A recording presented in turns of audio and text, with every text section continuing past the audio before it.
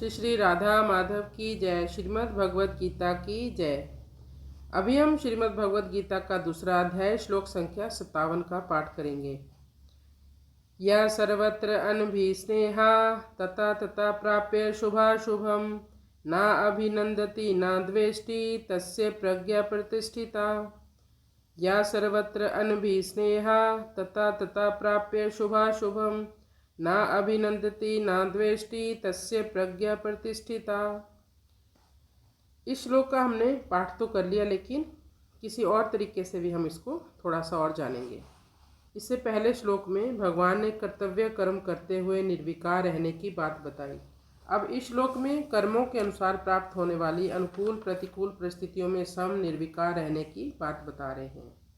या सर्वत्र अनभिस्नेहा, जो सब जगह स्नेह रहित है, अर्थात जिसकी अपने कहलाने वाले शरीर, इंद्रियां, मन, बुद्धि एवं स्त्री पुत्र, घर, धन आदि किसी में भी आसक्ति या लगाव नहीं रहा है।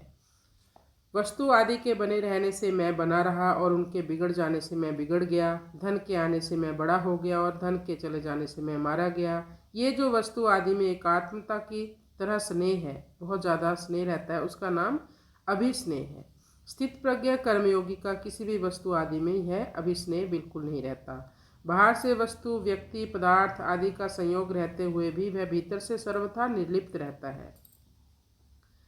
तत्प्राप्य शुभाशुभम नाभिनंदति ना द्वेष्टि, जब उस मनुष्य के सामने प्रारब्ध वश शुभ और अशुभ, शोभनीय अशोभनीय, अच्छी बुरी, अनुकूल प्रतिकूल परिस्थिति आती है, तब वह अनुकूल परिस्थिति को लेकर अभिनंदित यानी आनंदित नहीं होता, ना प्रतिकूल परिस्थिति को लेकर द्वेष करता है।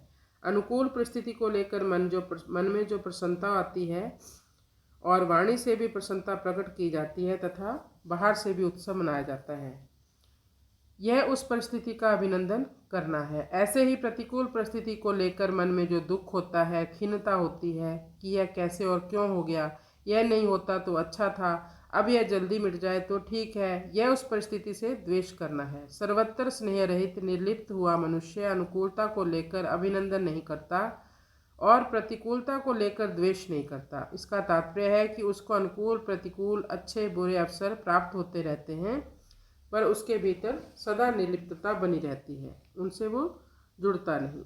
तथा तथा कहने का तात्पर्य है कि जिन अनुकूल और प्रतिकूल वस्तु, व्यक्ति, घटना, परिस्थिति आदि से विकार होने की संभावना रहती है और साधारण लोगों में विकार होते हैं, उन अनुकूल प्रतिकूल वस्तु आदि के कहीं भी, कभी भी और कैसे भी प्राप्त होने पर उसको अभिनंदन और द्वेष नहीं होता। तस्य प्रज्ञा प्रतिष्ठिता, उसकी बुद्धि प्रतिष्ठित है, एक रस है और एक रूप है। साधना अवस्था में, जब साधना की अवस्था होती है, उसकी जो व्यवसाय आत्मिका बुद्धि थी वह अब परमात्मा में अचल अटल हो गई है। उसकी बुद्धि में यह विवेक पूर्ण रूप से जागृत हो गया है कि संसार में अच्छे बुरे के साथ वास्तव में मेरा कोई भी संबंध नहीं है। कारण कि ये अच्छे और बुरे अवसर तो बदलने वाले हैं, पर मेरा स्वरूप ना बदलने वाला है। चिन्ह में है मेरा स्वरूप, इसलिए बदलने वाले के साथ ना बदलने वाले का संबंध कैसे हो सकता है। वास्तव में देखा जाए तो फर्क ना तो स्वरूप में पड़ता है, ना ही शरीर, इंद्रिय, मन, बुद्धि में। कारण कि अपना जो स्वरूप है उसमें कभी किंचित मात्र भी कोई परिवर्तन नहीं होता और प्रकृति और प्रकृति के कार्य, शरीर आदि स्वाभाविक ही बदलते रहते हैं। तो फर्क कहाँ पड़ता है? शरीर से तादात्म्य होने के कारण बुद्धि में फर्क पड़ता है। जब यह तादात्म्य मिट जाता है तब बुद्धि में जो फर्क पड़ता था वह मिट जाता है और बुद्धि प्रतिष्ठित हो जाती है। दूसरा भाव यह भी है कि किसी की बुद्धि कितनी ही तेज क्यों ना हो और वह अपनी बुद्धि से परमात्मा के विषय में कितना ही विचार क्यों ना करता हो, पर वह परमात्मा को अपनी बुद्धि के अंतर्गत नहीं ला सकता। कारण कि बुद्धि सीमित है, बुद्धि से हम परमात्मा को जान ही नहीं पा सकते और परमात्मा असीम अनंत है। परंतु उस असीम परमात्मा में जब बुद्धि लीन हो जाती है तब उस सीमित बुद्धि में परमात्मा के सिवाय दूसरी कोई सत्ता ही नहीं रहती। यही बुद्धि का परमात्मा में प्रतिष्ठित होना है। तो इसलिए कहा है नाम जप। नाम जप की बहुत बड़ी महिमा है। सांस सांस में हमें नाम जप करना चाहिए। कर्मयोगी क्रियाशील होता है, इसलिए भगवान ने 56वें श्लोक में यानी इसके पिछले श्लोक में क्रिया की सिद्धि असिद्धि में अस्पृहा और उद्वेग रहित होने की बात कही और इस श्लोक में प्रारब्ध के अनुसार अपने आप अनुकूल प्रतिकूल परिस्थिति के प्राप्त होने पर आनंदित और द्वेष से रहित होने की बात कहते हैं। अब भगवान आगे के श्लोक में स्थित प्रज्ञ कैसे बैठता है, इस तीसरे प्रश्न का उत्तर शुरू करेंगे। कृष्णाय वासुदेवाय हरे परमात्मने प्रणत क्लेश नाशाय गोविंदाय नमो नमः।